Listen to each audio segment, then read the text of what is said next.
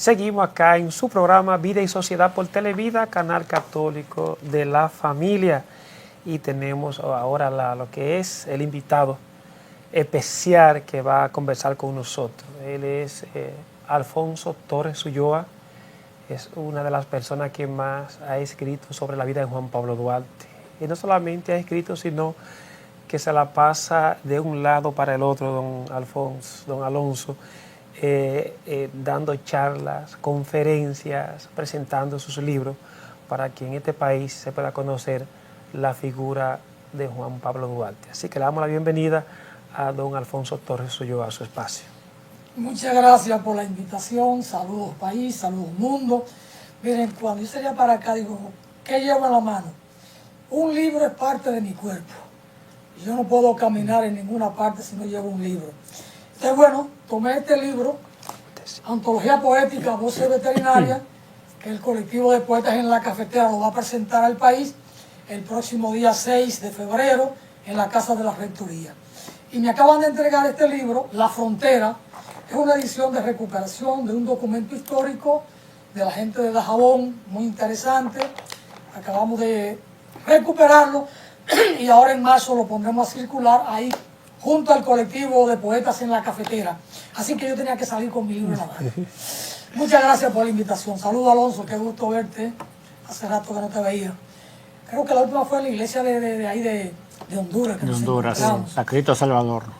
En una actividad de los veterinarios, precisamente. Sí. Bueno, aquí estoy para ustedes. Alfonso, vamos a comenzar con los libros. Para entrar ahorita inmediatamente con lo de Juan Pablo Duarte. Sabemos que lo de Dajabón, ¿verdad? Que vemos que es de Diego de Alcalá. De Alcalá, ¿verdad? Nevó Rodríguez, sí, Nevó sí. Sosa. Entonces, pero no trajo sus libros. No podemos entenderlo de Dajabón porque él es de Dajabón, le duele Dajabón. Ahora, el libro de Antología Poética, Voces Veterinarias. Veterinaria porque son poetas, son veterinarios que son poetas o poetas que se hicieron veterinarios. ¿O por qué el título, verdad que sí? Es una antología de poetas, de veterinarios que escriben poesía, que son poetas. Pero entre ellos grandes poetas como Ana Silvia Reynoso,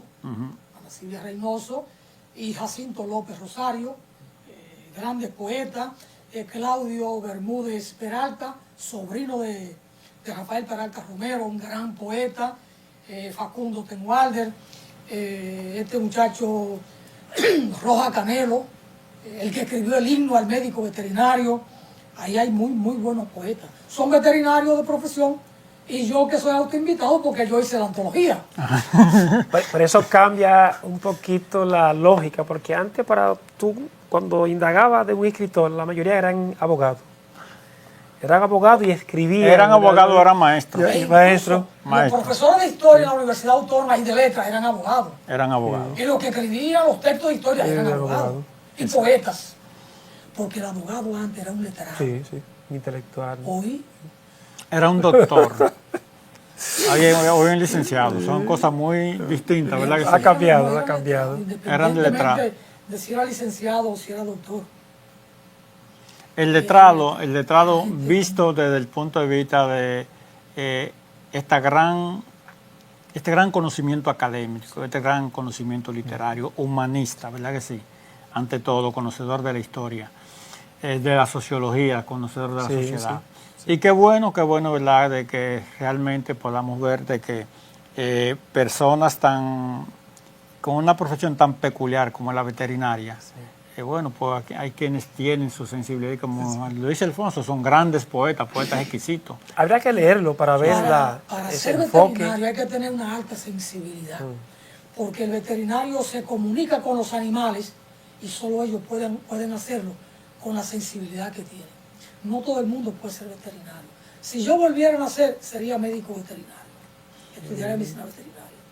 Tienen que ser gente de muy alta sensibilidad y de un gran amor para consagrar su vida a entender y cuidar los animales. Sí, Alfonso, entrando en materia, ayer celebrábamos el día de Juan Pablo Duarte.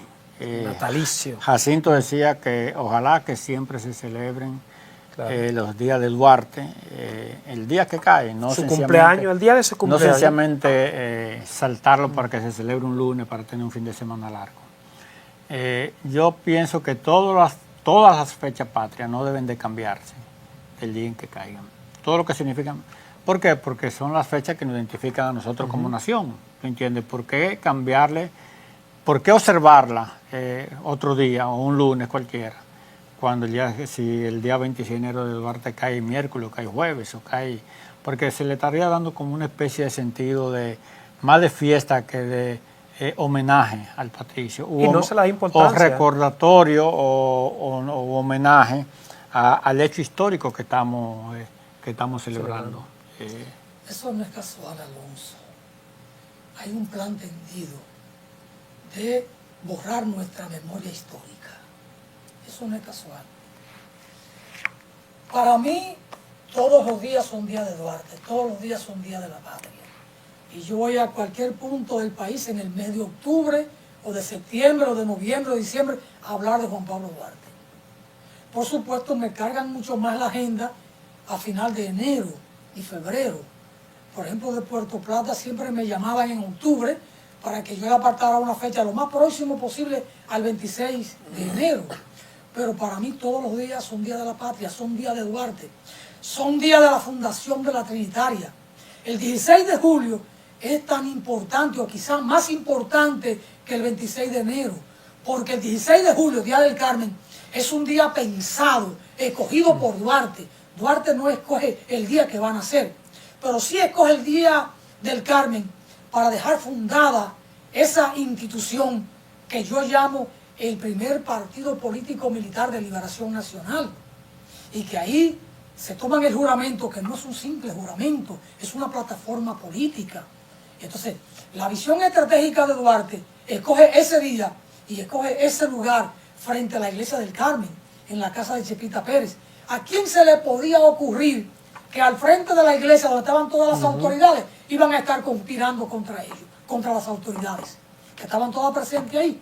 Entonces, para mí el 16 de julio es más importante en la historia nacional, en la historia patria, que el propio 26 de enero. No le quito un ápice de importancia al 26 de enero, no. Pero aquella fecha es una fecha escogida, es una fecha pensada, es un acontecimiento. Es la primera gran acción en la fundación de la patria.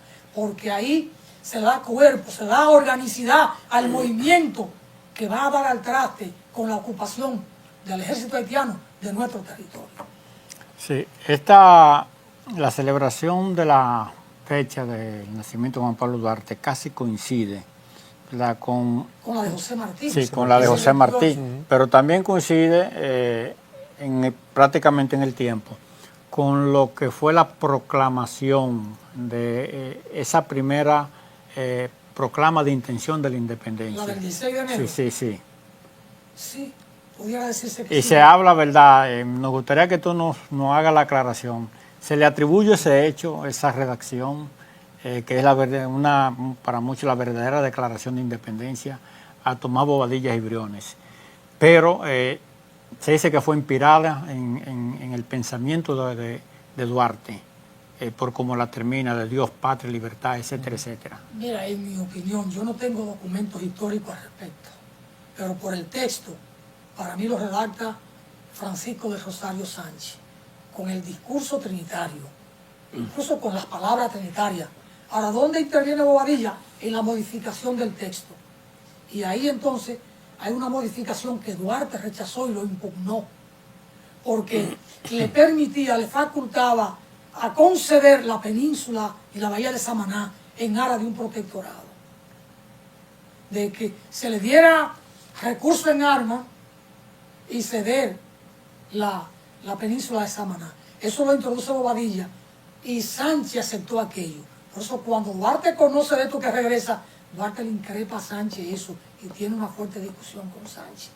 Pero el texto como tal, para mí, no tengo la prueba histórica. Me baso en el espíritu de lo que ahí está escrito y en lo que era el discurso de los trinitarios. El discurso trinitario. Sí. Entonces, Bobadilla sugiere modificar y Sánchez en aras, y no solo Sánchez, también Mella, en aras de garantizar la unidad de la Fuerza Nacional, concede, cede. Y eso para Duarte era inaceptable, porque Duarte era independentista puro y simple. Puro y simple. Por eso dice Juan Isidro Pérez, gloríate Juan Pablo, que la historia dirá de ti que fuiste el único de la Junta Central Gubernativa que se opuso a la cesión de la Bahía y Península de Samaná. ¿Piensa, Alfonso, que fue un acto de debilidad o de falta de fe en el proyecto independentista en un momento determinado de parte de Sánchez y de Mella, conceder parte del territorio nacional a cambio de apoyo? Una debilidad, porque el pensamiento de Duarte era muy puro. Y el juramento trinitario es una plataforma política y establece los principios claros. En ese juramento usted tiene, lo primero de entrada es la concepción teológica de Duarte. En nombre de la Santísima, Agustísima, Indivisible Trinidad de Dios, omnipotente. Juro y prometo, la concepción teológica de Duarte. Pero la visión de Duarte de concebirse como el líder en manos de nuestro presidente, Juan Pablo Duarte. Él es el líder y eso no lo discute. Él es el tipo de la idea, de la iniciativa y todo esto. Entregar, disponer de nuestra persona, nuestra vida, bienes habidos y por haber a la causa de la independencia. Es decir, el que entró ahí era darlo todo y el que juró, juró con sangre.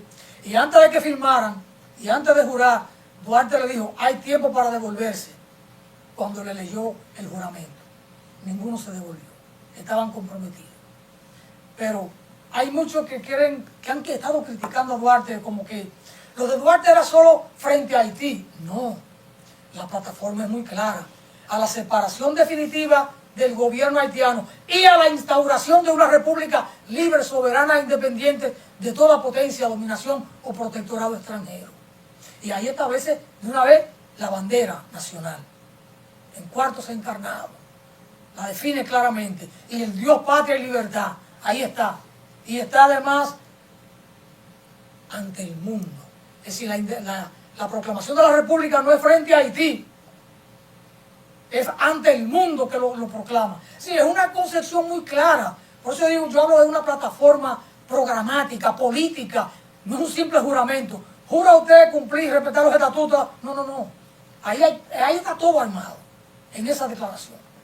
Entonces eso es clave. Ahora, para muchos en el país, el primer documento que Duarte escribe es el juramento. Y a partir de ahí empieza la historia.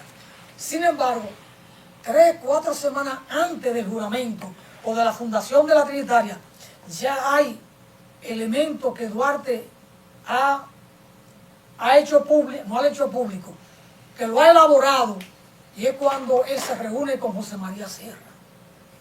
Porque aquí leemos, sobre todo la gente de la izquierda, lo que privamos es más democrático, decimos, no, que Duarte no fue anti-haitiano. Duarte dijo, admiro al pueblo haitiano, pero Duarte no lo escribió. Duarte se lo dijo a José María Serra y él lo transcribe. Y cuando Duarte habla con José María Serra, es en unas circunstancias muy especiales. Duarte va a visitar a José María Serra. Estaba la agitación en la sociedad, en esta pequeña villa, porque se había publicado el panfleto El Dominicano Español. Y era un secreto, no se sabía quién era. Era un manuscrito a mano, era a mano. No había imprenta disponible. Había una imprenta en la sociedad, no estaba en manos de los trinitarios. Además, los trinitarios no se habían constituido formalmente. José María Serra, que es de la misma edad de Duarte, un año menos, pero se crían juntos, era el que estaba escribiendo el panfleto El Dominicano Español. Ya habían salido 3 números. Y aquello fue un escándalo porque lo escribía y lo pasaba por debajo de la puerta, sublevándola a la sociedad, incitándola a sublevarse. Duarte va y lo visita un domingo. Y cuando lo encuentra, ¿y qué es esto? ¿No sale hoy? Siendo un domingo en la plaza de armas y eso, salir la muchacha. Le dice, no. ¿Y qué tú escribes? Porque José María Serra estaba escribiendo. Ven y te muestro. Y le pasa el panfleto. Cuando Duarte lo ve, ¿con qué eres tú? Ven, te ayudo. Y empezó a a manuscribir lo que ya había hecho José María Serra. Y ahí entonces empalman, ya en términos políticos, la cosa. Y Duarte va 3 domingos a escribir con él, mes de junio, 1838, hasta que Duarte llega y le dice algunas palabras que José María Serra nos la recrea más adelante cuando escribe Apuntes para la historia de los trinitarios, fundadores de la República. Entonces, ¿qué nos dice José María Serra? Nos transcribe todo esto. Y hay elementos ahí que para muchos, el tema de la negritud en la República Dominicana, que no quieren pintar a Sánchez de rubio. No, Sánchez era un mulato. Ahora Duarte, esa es la fisonomía de Duarte, con el pelo plateado, la frente amplia, el bigote negro y aquella piel un tanto rosada. Eso no se lo inventó nadie. José María Serra, que se crió con él, lo describe en sus apuntes. Pero además, Prudencia Lluvere, cuando Abelardo Zurdaneta hace el retrato de Duarte, que se lo presenta, ese es mi Duarte. Sí, nadie se inventó a un Duarte rubio, él era así. Y Sánchez era un mulato y Mella no era rubio. No era tan mulato como Sánchez, pero también de piel clara, un criollo, sí, un criollo. Este es un documento interesante, lo que declara José María Serra. Yo quiero que me permitan compartirlo si hay tiempo. José María Serra ve a Duarte cuando llega ese día con el semblante cambiado. No airado, pero cambiado. Y un poco como agitado. Y le dice, ¿qué te pasa? Y Duarte le responde a él, chico, un gran pensamiento tengo que comunicarte. Dejemos por hoy la escritura, lo del panfleto, y escucha. Y aquí viene una cosa que es fundamental en Duarte. Nada hacemos, querido amigo, con estar excitando al pueblo y conformarnos con esa disposición sin hacerla servir para un fin positivo, práctico y trascendental. Eso ahí es fundamental en el pensamiento de Duarte antes de fundar la Trinitaria. Fundada formalmente, porque ahí Duarte le dice a José María Serra que ya tenía el plan. Y le describe todo el tema de los trinitarios. Está escrito, lo puedo leer, pero se lo describe ahí. Y quien da la noticia de esto es José María Serra. Todos los detalles lo ofrece José María Serra. La organización en núcleo de 3, e incluso, no voy más lejos, todo esto está escrito por José María Serra. Y ahí es cuando Duarte le dice, yo admiro al pueblo haitiano desde el momento en que lo veo enfrentarse a poderes superiores por amor a la libertad, cómo lo vence. Y José María Serra señala que Duarte en ese momento habló como si fuera un discurso ante el pueblo, exaltado en el discurso, y es frente a José María Serra. Y lo dice José María Serra. Por eso hay un momento en que Duarte dice, con esa expresión,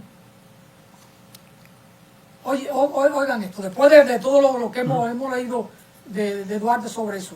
Duarte dice, no más humillación, no más vergüenza. Si los españoles tienen su monarquía española y Francia la suya francesa, si hasta los haitianos han constituido la República Haitiana, ¿por qué han de estar los dominicanos sometidos ya a la Francia, ya a la España, ya a los mismos haitianos, sin pensar en constituirse como los demás? Y dice, no, 1000 veces, no más dominación, viva la República Dominicana. Y cuando José María Serra lo redacta, lo hace con el mismo tono en que Duarte lo pronunció, y él lo narra. Dice que Duarte habló como si estuviera ante el pueblo en una manifestación, es decir, con ese ímpetu, con esa fuerza. Entonces, todas esas cosas son interesantes, ver en qué contexto Duarte dijo esto. Pero lo de esta parte, Duarte no la escribió como escribió lo demás, que fue el juramento y todas las cartas, la Constitución. Pero eso es previo a la Constitución de la Trinitaria, esa parte. Entonces, es bueno que la gente conozca la visión de Duarte en el debido contexto. Muchas veces cuando vemos el ideario de Duarte que escribió Durán, Betilio de Fao Durán, no está la cita de cada momento cuando Duarte escribe esto, porque hay pensamientos de estos que están en la Constitución, que Duarte redacta, que están en otra carta, cuando él le responde a Pedro Alejandrino Pina, o que le responde a el propio Juan Isidro Jiménez Grullón, o cuando le manda una carta a Manuel Rodríguez Ojío, o cuando le manda una carta a Félix María del Monte, que estaba en Puerto Rico. En todas esas comunicaciones, todas esas cartas, están los pensamientos de Duarte, pero hay que ponerlo en su debido contexto, porque una cosa le escribe 1838, 1843, 1844, 1845 o 1864, 1865. Entonces hace falta trabajar eso con la cita correspondiente. Sí, nos dice la producción que ya el tiempo se nos fue. Sí. Increíblemente, el tiempo se va medio rapidito. Un último mensaje en un minutito para nuestro televidente. ¿Qué es lo que el dominicano debe de recordar o debe de hacer para honrar la figura de Juan Pablo Duarte en un minuto? Amar la patria por sobre todas las cosas. Desprenderse de lo material como lo hizo Duarte. Actuar con honestidad. Rendir cuentas y administrar fondos públicos. Que Duarte lo hizo. Y amar el trabajo. Por eso la carta de Duarte del 8 de febrero de 1844 a su madre, para que disponga del patrimonio de la familia, para comprar las armas que hacían falta para la santa causa. Y Duarte le dice en la carta: una vez independizada la patria, yo me haré cargo de los negocios de la familia y no tendremos de qué arrepentirnos de habernos comportado como hijos dignos de la patria. Porque era el único medio que él veía para reunirse con la familia. Y ese ejemplo de Duarte de rendir cuenta, cuando le pone los 1.000 pesos en su mano, devuelve 827 pesos al erario. ¿Y qué erario? Una república naciente con apenas 1 mes y 12 días y ya estaba rindiendo cuenta a la nación. Eso es lo que hace falta. Y solo así nosotros podemos darle continuidad al ejemplo de Duarte y podemos hacer grande a esta patria nuestra, a la patria de Duarte. Bueno, don Alonso, agradecido por su presencia con nosotros. Siempre el tiempo va a ser poco para conversar con usted, así que vamos a agendar con el equipo para ver qué otro día usted puede venir acá para seguir conversando, porque hay temas que se quedaron en el aire y que es necesario que nosotros podamos debatirlo acá en este programa Vida y Sociedad. Así que agradecido por su tiempo. Sobre todo viene febrero. Viene febrero. El mes de Duarte. Exacto, todavía. Así que el mes de enero y febrero para hablar de la patria. Así que gracias, don Alfonso Torres Ulloa. Así que nada, amigo, gracias por estar ahí siguiendo su espacio Vida y Sociedad. Y será mañana tempranito a la que 1 de la tarde con un cafecito, su programa Vida y Sociedad por Televida, Canal Católico de la Familia. Hasta la próxima.